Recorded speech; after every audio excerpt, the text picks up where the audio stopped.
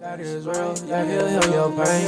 Yes, my God is real, I feel him in my veins.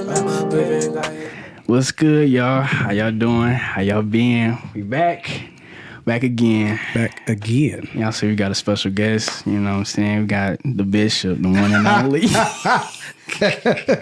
Oh, man, that is really sticking, man. I can't run from that at all. This is the man to go to. You need a word. Hey, he know his word. So, but no, I'm serious. No, this is my boy Trey Burt, man. Coming from the Salt Talk, man. Salt Talk. Very, very good podcast, man. I appreciate it. Yeah, like, dude.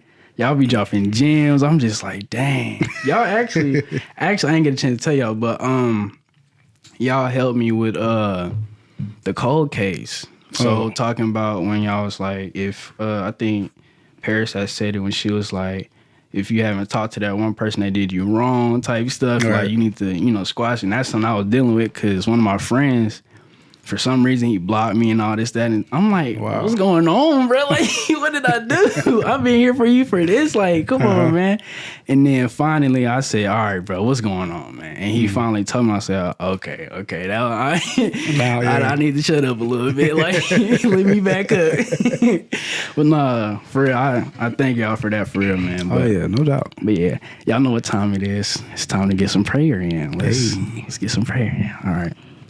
Lord, we just come to you today, and we want to thank you for this opportunity to spread the gospel through video and audio, Lord, and for whoever is listening to this, Lord God, we just ask that you just be with them and help them along their journey, Lord God, in this life, Lord, and just I pray that we're able to have a great talk and a great time, and I thank you, Lord, for everything that you have done, and I pray these things in Jesus' mighty name. Amen and amen. Amen. Let's do it. All right. Yes, sir. So, talking about something pretty heavy today. Yeah. Something I never thought I'd talk about in my life. Yeah, boy. Something I was going to definitely take to the grave with this. So ain't nobody gonna know. Man, but sometimes just need to be talked about. Yeah, definitely, for real. So on this episode, we talking about pornography. Oh, Lord Jesus. Yeah. Pornography. Oh, man. I don't know if you want to start with sharing your story of how everything. I mean, it's I know a lot of people is like, man, it's for something touchy, or they're like, man, I don't want nobody to know about that. But the Bible talks about we overcome by the blood of the Lamb and the word of our testimony. Yes. Jesus did his part, so now we got to do ours. We got to testify about the goodness he's done, what he's brought us through, and stuff like that too. And when he hit me up about, hey, being on a podcast, I'm like, cool. And then it's a topic. I was like, all right, bet, cool. It is what it is. I mean, I already talked about it on ours, and I'm like, I don't mind sharing that just to say where God has brought me through and stuff like that too. But yeah, pornography was definitely a part of my life. Oh, wow. Yeah. Oh, wow. I had to say maybe, I think when I first got at least introduced to it or seen it was probably at school through like a magazine or something like that. Yeah. Or, I don't know, 6th or 7th grade. Mm-hmm. Yeah, so middle school, that's them, man, them years is. So from there, I was always curious, like, man, what was that? Obviously we live in the age of internet now, so we have this computer at home. So I'm trying to www. I was just like, man, to find all kind of stuff. I'm just like, and it just opened my eye to a whole other ball. I was just like, whoa. My flesh was like, man, this is amazing. But something wrong after you do something, and you just feel this instant guilt. But that's the thing. I was just about to say that, like, that was one thing I hated about it, because I used to joke around with my friends. I'm like, bro, you be feeling like the dirtiest person of all time. The dirtiest. It's just like, oh, this is You looking at me, you like, who are you, bro? Like, what are you doing right now? But it's terrible. So that was about middle school-ish, 12, something 11, 12-ish or something like that. I'm about to say, that's probably same for me. And doing it for so long to where it came to the point where it was like, is normal. Even though it's not, obviously coming from a biblical perspective and people who follow Christ, it's like that's not the way God has called us to be. That's, practicing sexual immorality and stuff like that. So fast forward, into me being married and stuff like that. There was just, I would do it throughout our marriage. Wife didn't know, it was just a part of who I was. It's like nothing against her or anything. It was just so, I did it so much to where I didn't even know I was addicted. It was just like, on board, let me go ahead and kick the phone open, or middle of the night. She would feel I'm getting out the bed, stuff like that too, but she thought I was just maybe just, ain't thinking nothing of it, but I'm in a restroom, just, hey, what I mean? Hey, I'm keeping it out. It's just like, bro, I'm telling you, it's the same. Cause I'm like, I used to, cause it'd be like, I don't know how to explain it, but it just got to that point. I just got bored.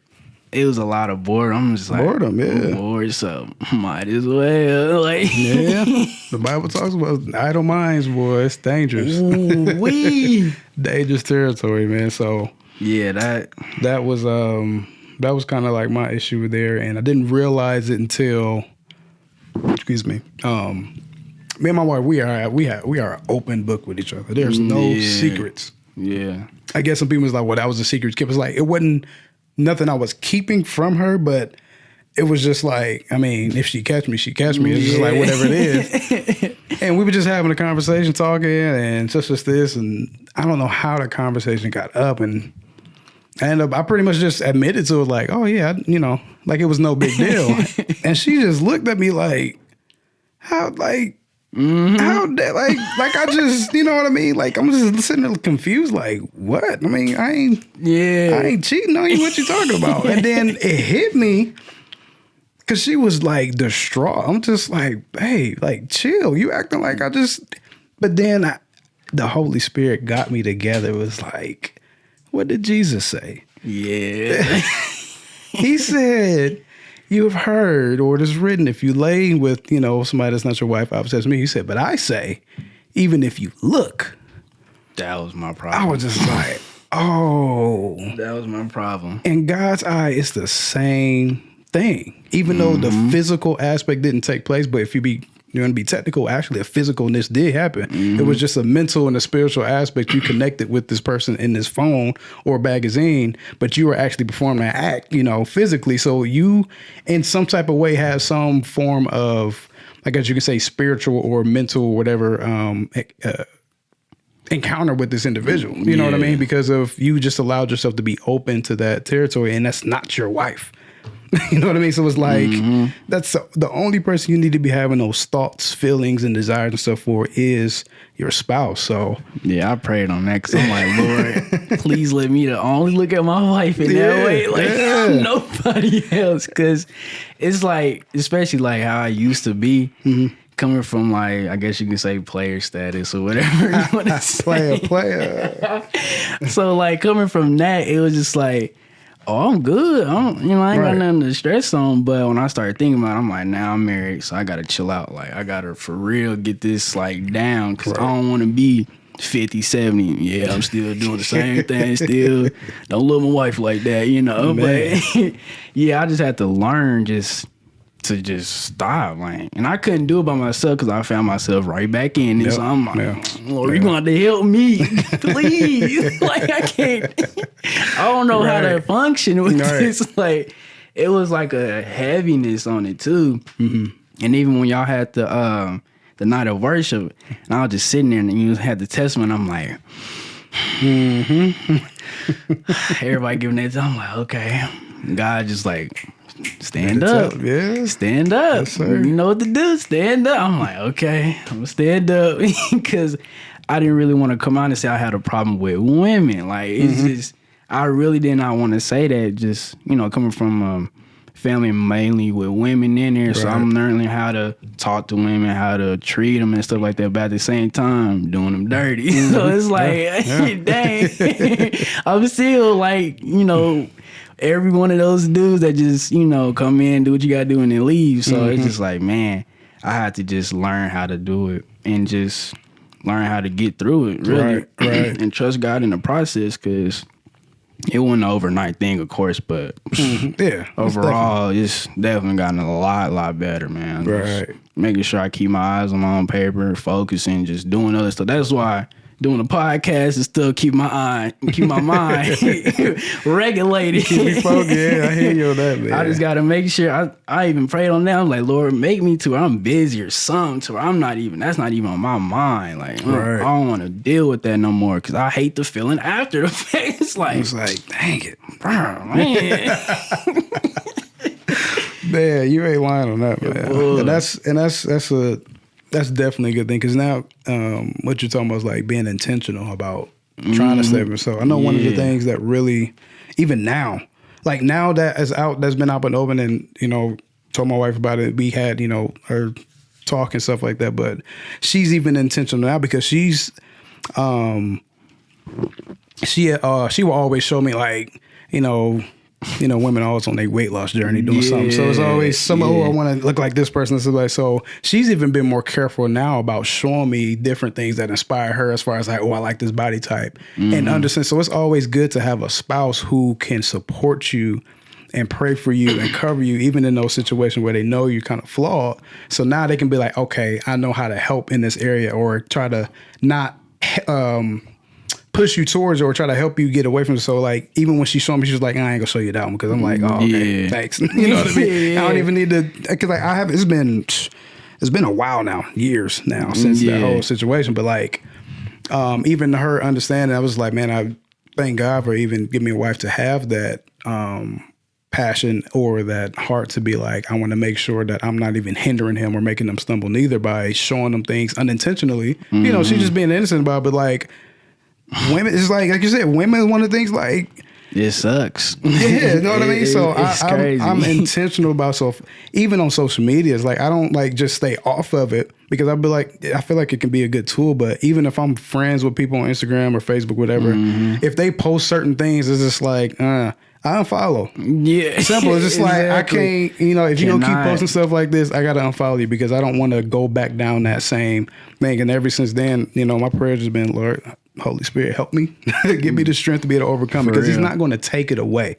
That's the thing a lot of people got. He's not going to take away certain things, but you have to ask him for the strength to be able to overcome it. Yeah, that's one thing. Key. I thought that was going to happen. He was going to take it completely away. Right. And I'm like, oh yeah, I'm going to be cool, a couple years or a couple months down the road, I'm going to be cool. And I found out y'all started talking about him. I'm like, dang, he ain't going to take it away. Got to be strong. Because it got to the point like being at the mall. Yeah. I didn't really like going to the mall, because I know that used to be my playground, I guess you could say.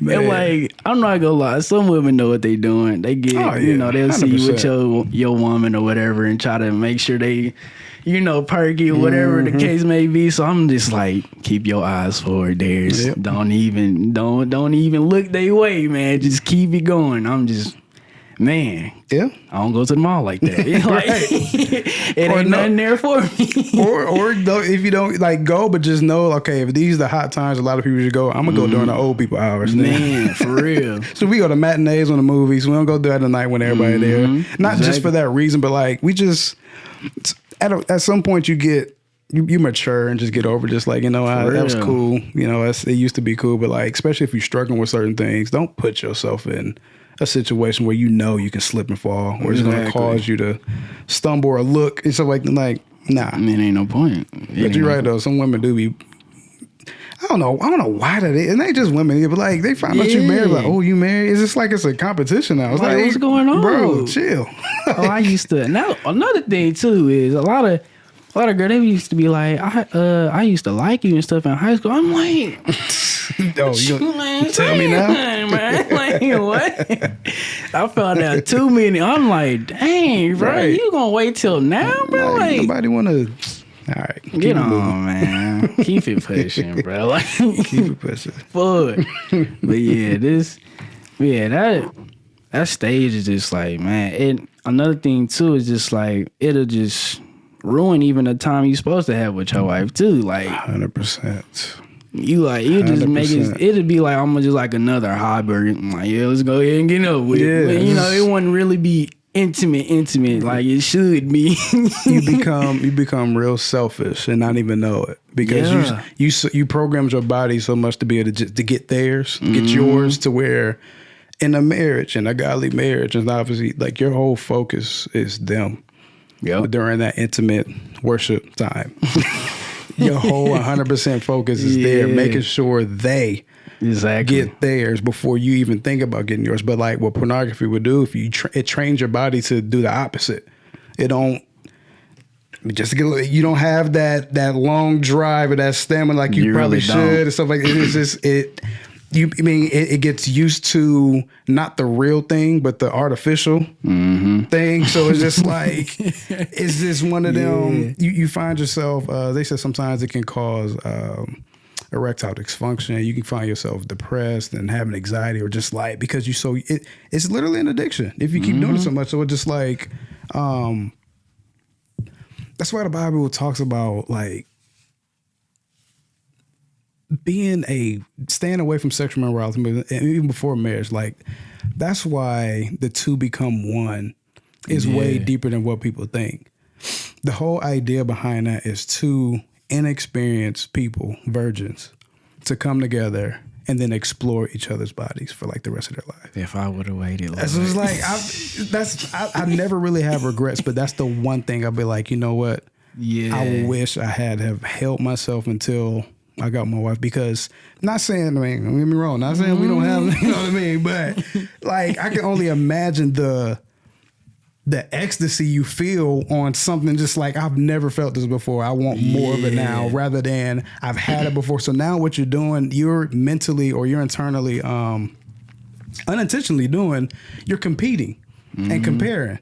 Yeah. Like, oh, I know she had somebody before me, so I'm gonna try to make sure I outdo them. Or he's like, man, I had something before, so I want to make sure I at least, it's like, but it's unintentional. We got to be honest. Like, it's unintentional doing. You find yourself comparing because of all the other things you've done, or whether it's pornography or people you've been with. You find yourself comparing with people with your wife. It's just like that's one of the reasons why he was like, no, stay away from sexual immoral things. But just imagine if you came in this thing pure. Nobody knows what they like, so now you get to explore. I hate this whole mentality of people's like they want to try it before they buy it type thing. Test drive the car. It's just like, no, that's not how that works. It's not how it works. That's not how that works. I thought it was like that, but after I started thinking, I was just like, it ain't no point, bro. Like, So that's definitely that's definitely one, I guess, if I had to have a regret, like I wish I had to save myself and my wife. But I always say, in Christ you're a new creature. Old things pass away and all things become new. So I always say, it's like, when we got together and I truly got saved, I was a virgin again. Yes. So. Definitely. Yeah, for real. But yeah. So let's see. I guess I go from my little joint, my little story, I guess.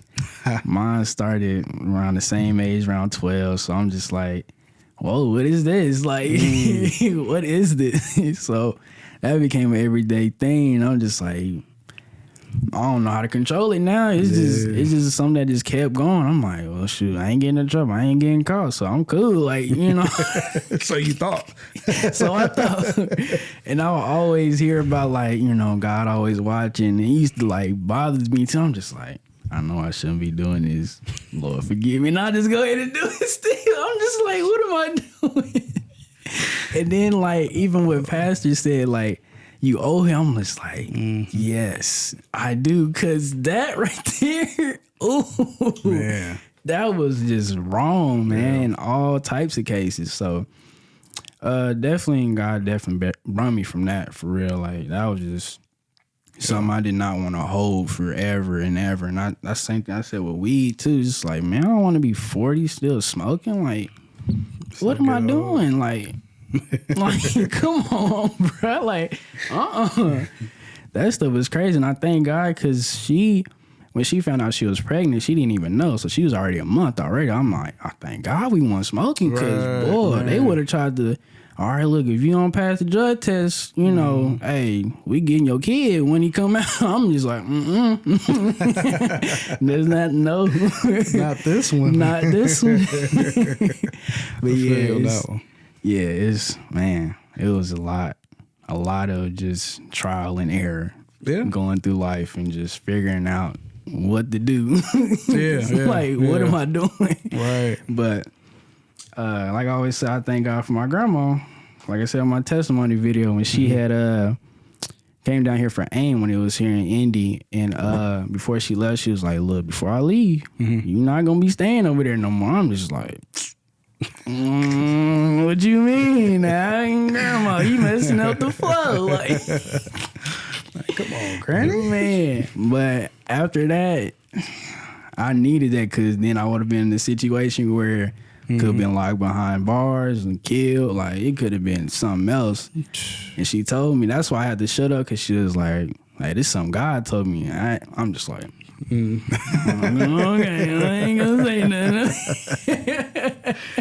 I could not even say nothing. I'm just like, dang. So she was 100% spot on, I bet. 100%. She did not back down at all. She like, look, before I go. And it was like Thursday or something. And then I think AIM ended like that Saturday. I'm just like, grandma, hey, you saying me moving this thing? You move on. I'm just like, oh. So you heard what I said. Man, that was just so uncomfortable. But I think that was the best time to be uncomfortable, because that's one thing I realized in dealing with stuff that you do for God. It's like, it can be very uncomfortable. 9 times out of 10 is always uncomfortable. Yeah, like, oh my goodness. If it was comfortable, then it's just like, you know what I mean? But he's trying to push you out that comfort zone. Push you out that comfort zone. Like, hey, it's time to keep moving. You got to elevate. Yeah. Just like when y'all ask me like to speak or something, just like, all right, yes, I will. Because I know for a fact I don't want to lose that drive to speak. Yeah. You know, and I don't want to say no so many times to a guy like, all right, you ain't got to do it no more. And then I don't get no voice to speak. So it's like, dang, I should have just spoke when I had the chance. And then now people lost. I'm knowing people that's lost. My words not penetrating like they should be from God. So it's like, I got to just go ahead and just say yes. Just go ahead. No matter how it is, say yes. Man. Because the devil will come in quick. No, don't even go up there.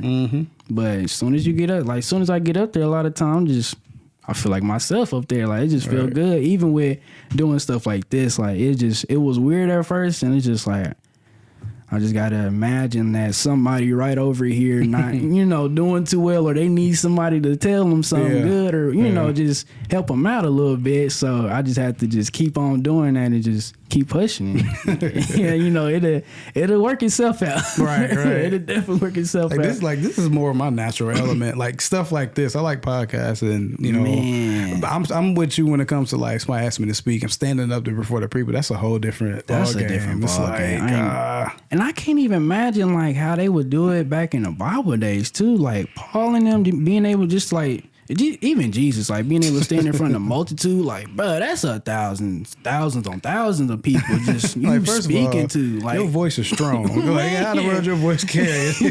Like, come on, I would have been up there. Hey, can you speak up? Look, you like, dang, man. Like, y'all got a mic or something? Like, a mic? What is that? But yeah, I couldn't imagine it back then how it was, but.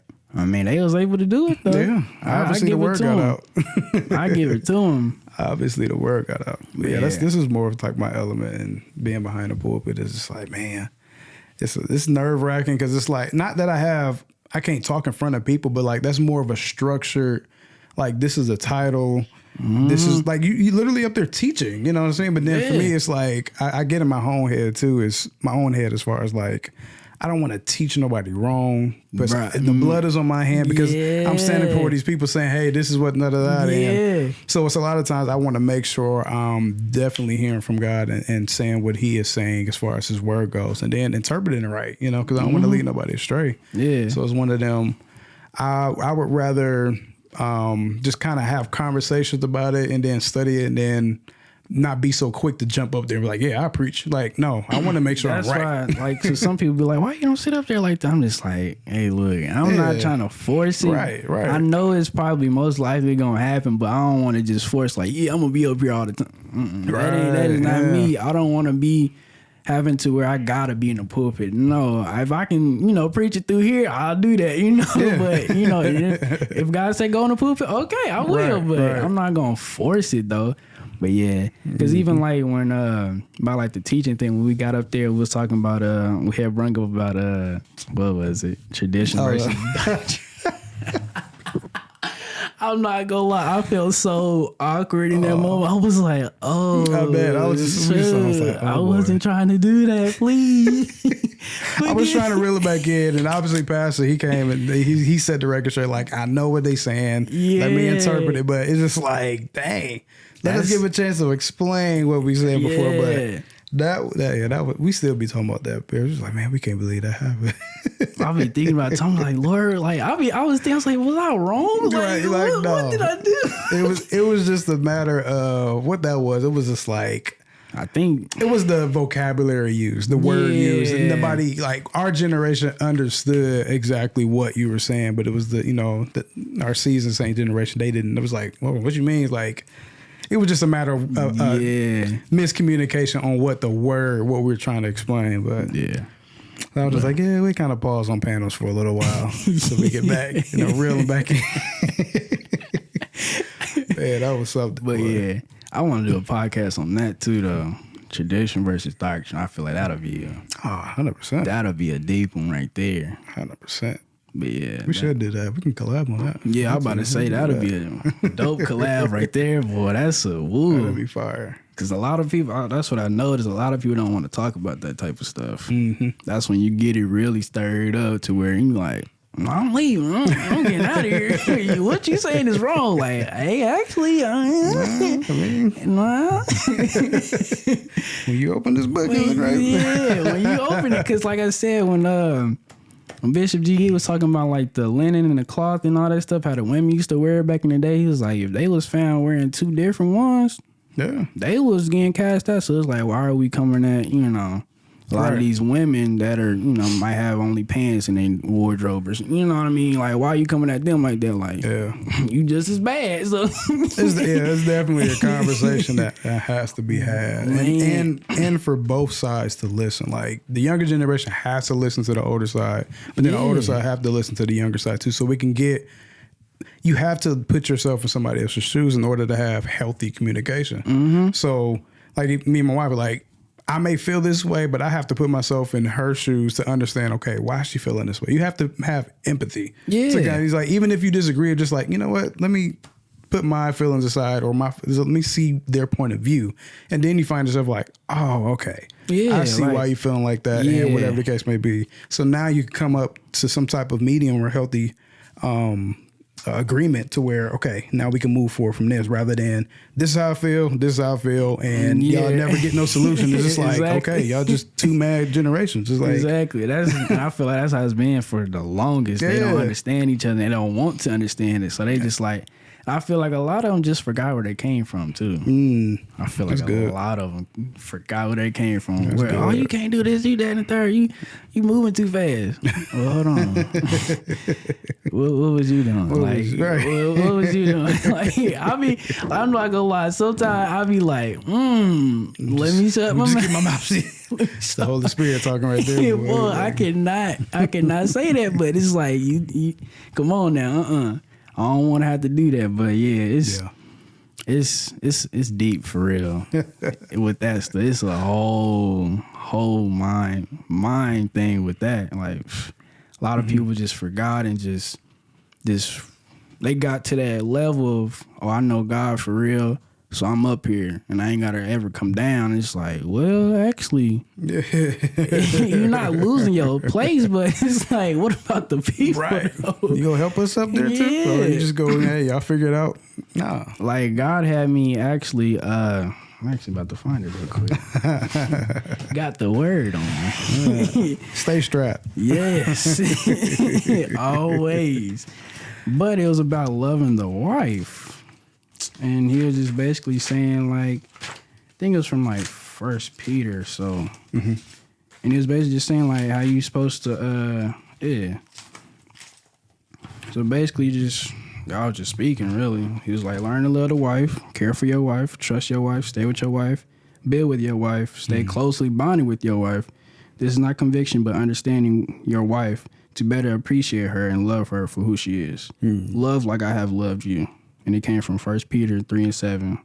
Likewise, ye husbands, dwell with them according to knowledge, giving honor unto the wife as unto the weaker vessel, and as being heirs together of the grace of life, that your prayers be not hindered. And the word of the Lord is already blessed. But yeah, that right there is like, it's just like you gotta, that's why I feel like a lot of people will get authority versus control mixed up to where they like, oh, I'm, you know what I mean? And not just in a husband-wife sense, but like also in like pastor or boss, like, oh, I'm above you. So this what they say I'm above. So I got to do that. So I don't have to worry about you. I can just, you know, miss you or whatever. Like I ain't got to listen to you type stuff. But it's like in reality, being a leader and, you know, having that status or whatever, you got to be able to, okay, how's the flock doing? What are, you know what I mean? Like, okay, she need help, he need help. Let me come down and, you know what I'm saying? Meet them where they at. Like, right. Because, I mean, if you don't, you just bypassing them and you're not leading nobody. Exactly. You going to look back, where y'all at? You done left us. Like, go ahead. Like, man. It's crazy. Like, so many pastors, so many fathers, like husbands, like they just forget a lot of stuff. I'm just like, man, you gotta make sure that you're there and understanding like who you with or, you know, who your flock is really. So, but yeah, like being the head is not synonymous of being the boss. That's the thing too. So it's just like, it's just the order of what God did things. Yeah. So honestly, you know, you quick to be like, oh, I'm the head on the boss, like that, but just know like Adam was responsible for what happened. He was like, yo, I told you. And then what Adam do? I thought you was the boss. He was like, no, it was this woman you gave me. Like, no, I told you not to, and you was with her. So why you ain't stop it from happening and be like, you know what, Eve, I don't think you should do that. Exactly. But rather you flipped it. That's why they said, you know, everything was reversed, because obviously she was tempted by the Satan. And so now what she did was, here, eat this. Rather than him being quote unquote man the boss and saying like, no, God said we don't eat that. Exactly. He took it. He listened to the voice of his wife. He listened. Not saying like you are like in charge or as far as like the boss, but you have to recognize, like I'm gonna say it again, I always tell guys like, we set the tone or we correct the tone.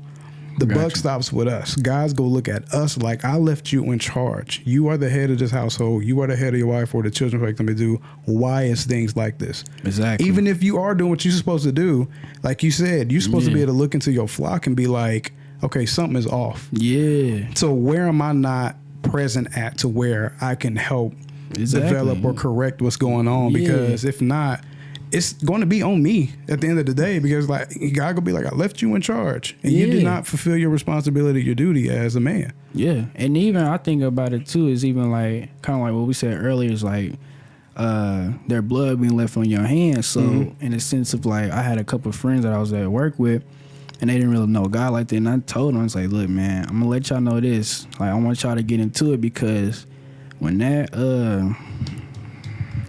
trumpet sound, yeah, it's too late. I don't want y'all looking like, what's going on? What is this? Like, why you ain't tell me? Yeah. And then God gonna bring me up. Now, Darius, you know what you did. You had these people, and why you ain't tell them about me? That would have been, oh man, I wouldn't been able to cope with that. Like, by the time I would have thought about him, already in here. Like sitting there like, oh, dang, man. But yeah, that goes to that too. Like, you got to make sure that whatever you know, the knowledge that you have, and just like the order that God already gave you, like definitely use it, like for real. Because if you don't, then somebody else will, and I don't want nobody else raising my kids. But that's the thing too. But like the misconception about what a leader is, as if you have to do everything. But a good leader understands where he lacks and looks within his flock or his family. Let's just keep it family and see, you know what? I'm not really good at paying the bills. I can bring the money in, but babe, you really good at organizing. Yeah. How about you? Like, it's okay to extend that responsibility to on there. You're just the leader to make sure everything is managed properly. Yeah. You're the manager, so you making sure you finding everybody's weaks and strengths and weaknesses and strengths, even your own. Yeah. But now it's being honest with yourself, like just like what we have allowed society to say the man has to be this and have to do everything. So like, no, that's not always the case. Like if you are not good at this situation and your wife is, it's okay to be like, hey babe, go ahead and handle that. Yeah. I'll be a good supporter. I'll make sure you manage it right. I remind you, but I'm just not getting this, but you are really good at it. Yeah. That is what the marriage is about. It's not saying the man do everything and the wife just stay home, cook, clean, and be barefoot and pregnant. Like, that is not the whole makeup. And I feel like a lot of women done got that twisted. They think, like, coming into a relationship, oh, well, you got to pay for everything. You got to do that. Like, I thought it was 50-50. Like, come on. Now, I understand, like, maybe the first date, and, I understand that. But even then, like, if I have a daughter or something, even tell her, hey, make sure you bring some money just in case. Yeah. You know what I'm saying? Just in case you want to, like, fold on you. Like, oh, I ain't paying that. Oh, I bet I got my money. Like, be ready. But, yeah, I feel like so many women, like, and not just women, but, like. Even men, too. Some people got that thing. Yeah, they expect so much. And then when you actually come to it, it's like, nah, that's not really how it is. Like, if you think about it, like, you'll be saving more money going 50-50 than just trying to do it like one-handed, because then the weight gonna be off. The next thing you know, you getting stressed out about bills, like you struggling. That's why communication important. That's why I always tell people, like, do what is best for y'all. Like, don't. This is not a one size fits all thing. Like for us, for example, we are a household of 5. Me and my wife, we got 3 kids, but I'm the only one that works, because that works for us in a situation to where childcare is expensive. So if she were to get a job, she has to be making at least what I make just to be able to compensate for that and still bring something home, rather than I'm just punching a clock just to pay for childcare. And it worked for us. So it ain't like she's just doing nothing. I mean, obviously being a stay-at-home mom is a full-time job. I don't care what nobody say. Yeah. That stuff is not no joke. But she's in school full-time and she does all different things. She's heading her own women's group and stuff like that too. So that works for us for now, because we talked about it early in our marriage. Like, look, this is what we go do. This works for us. And then once they all are in school, which next year all of them will be in school now. Yeah. Hey, if you want to work, go ahead. It's for me. It's no issue. It's just like that works for us. But I'm not gonna tell somebody else, hey, you need to be the one working. Your wife can stay at home. Like, no. If y'all agreed or talked about, like, hey, this works for us, do that. So it's not no one size fits all. It's just, that's all I always tell people. So. Yeah, just have that communication and do what's best for y'all. Yeah, I feel like they just get misguided coming into it. Like, oh, it got to be like this. No, talk first. Talk. See if y'all got an agreement. If y'all just can't come with nothing, especially in your dating stage. Hey, be like, you know what? We just can't agree on that. We can probably separate. We be good friends. Yeah, that's how you got to look at it. It's like, that's just not going to work for me. That's okay. It's like with me and Ariana, like I'm bad with bills. Like, I can pay them. Right. It's just, I don't. You forget the dates? Yeah. I forget too many dates. Like, I was just like, oh. And I prayed about that too the other day. I'm like, Lord, please help me to remember these important things. Like, even with my car and stuff, man, I had to get some, my oil change. I forgot about that. I'm just like, dang, bro. Like, come on, there. Right. And it's not like intentional for me to forget it. It's just so much other stuff I'm going to work, so I'm cool and I'm, steady going. Oh, I'm going to make sure I do it, and I don't ever write it down or I don't remember. And then the bills come in, I'm paying bills. I'm like, okay, cool. Is there anything else? No, I'm straight. And I just keep pushing and dang there. I'm just like, oh, I forgot. Like, oh, man. And then that's why I want to get to the point, like, even what Pastor said about not owing nobody. Like, I'm still working on, like, not owing no man. Getting out of debt is always good. Oh, my goodness, man. I'm really trying to get up out of that. 'Cause it's not too bad. It's a lot better than what it was, but it's like, I don't want to, don't want to owe no man. Exactly. Only thing that's holding me down right now is that doggone 1 year of college that I didn't even go to. Still paying on that. I'm like, God, dog. Then a car payment. That's really like my only major debt that I have. But otherwise than that, I got my credit card stuff situated and all that. It's just because my credit is pretty cool. It's, she's honest. You came from the foes. Right. If you came from the foes, hey, you already know. If you know, you know. Right. Man. But like, I was even thinking, I was talking to one of my friends. I even told her, and I said, man, I'm thinking, because I ain't gonna lie to you. I want a Cadillac. Oh, you old. I'm old. You got an old soul. But they smooth though. Them they boys, smooth. I want one so bad. But I was starting to think, because I also, before I wanted the Cadillac, I wanted the Blazer. And I'm like, that Blazer, boy, I know it's $40,000, but hey, God can do it. He'll help me through it. Because my mama tell me all the time, that's too much. I'm like, if such and such can get that car and go to the lot, I can do the same thing. As long as my stuff is in order, I'll say that. And I was like, I'll pray to him, like, Lord, I don't want to rush that either. That's why I want to make sure we get into a crib before anything. Like, that's I put that car situation to the side. I'm like, I don't want to worry about it too much. But I was thinking, I was like, I would rather get like a little cash car and then just work on that mug. Because I was thinking about the what was it? The BMW, the E36, like the old school. Oh, I know what you're talking about too. That old school. I said my phone.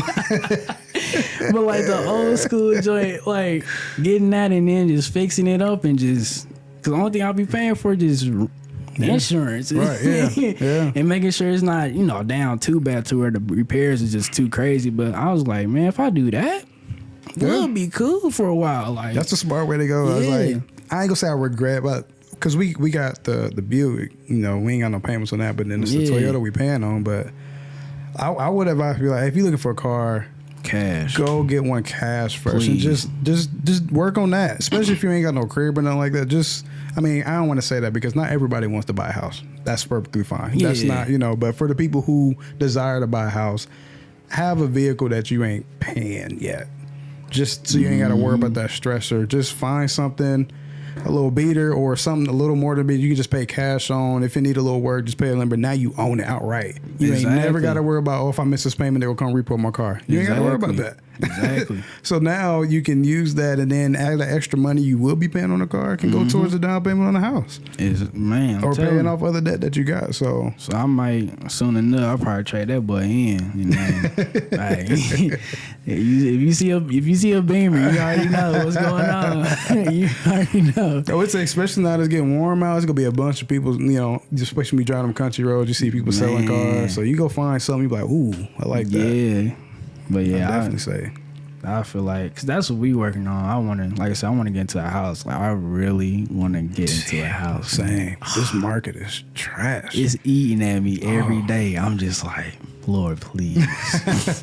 Let us just find a house that's right here. Like, because we really want to move to Noblesville or Fisher. Yeah, that's the plan. That's a beautiful spot. But the rent, bro, or the just buying it, it's just like, man.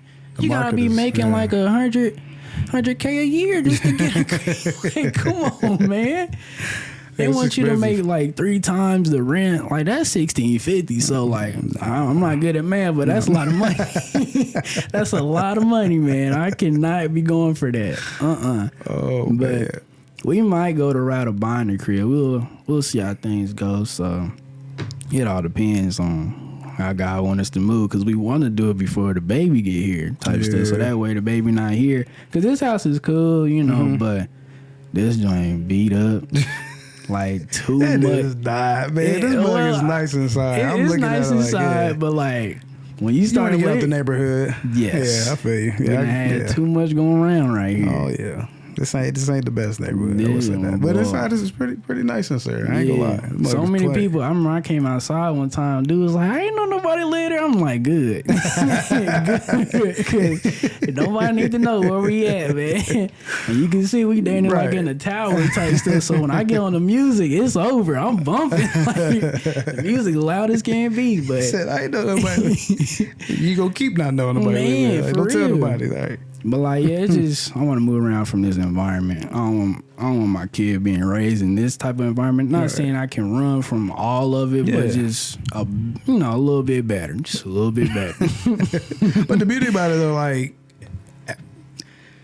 it's gonna be a newborn baby. Yeah, you still that's got a good. You still got a good 2-3 years before they even really start to realize, hey, we're not in that really good neighborhood. You know what I mean? So you got a lot more time. So give yourself a little more grace to be like, instead of rushing it, because baby ain't gonna remember it was born. So like, let alone know where he living at. It's just long as the baby got y'all, that's all the baby care about. So, Yeah, we definitely gonna try to get that ball rolling. As soon as we do, I'm ready. I even thought about an apartment too, but I know that situation too. That is even hard trying to get an apartment. Oh, well, we're not gonna have nothing till the end of the year. Like, bro, like, I'm not talking the end of the year. I'm trying to, at least a couple months. Right, man. right. End of the year? But yeah, that we just trying to figure out something to go on. But just appreciating what we got already. Yeah, that's the hardest part, I say. Contentment is the word. Content. I'm telling you, it's hard, but I finally got to like, I'm content. Yeah, that was always one. I'm content to be like, not settling, not being, just, but contentment. Just you're satisfied and happy with what God has given you already. Yeah, so just definitely not complacent. Not complacent, no. But content. It's a word for y'all. Vocab for y'all. But yeah. Man, this was a good episode though. Oh yeah. This is definitely a deep one. Like I kept thinking, I'm just like, man, we about to get on here and talk about pornography, man. Like, we talk about that and more. Man. So I didn't know what the title is, Pornography and more. Man, for real, man. But thank you for coming out, man. Oh, no doubt. We'll definitely have more, for real. We'll have to do like part 2s or something, or just have a whole series of this what we're going to talk about for this course of this many weeks or whatever the case may be. But yeah, man, y'all stay tuned for more, and we'll see y'all on the next one, man. We out. I'm silly with this music, call it art where I'm taking my time. Yeah, it's really like clockwork. Up all night, yeah, that's like where all I'm trying to do is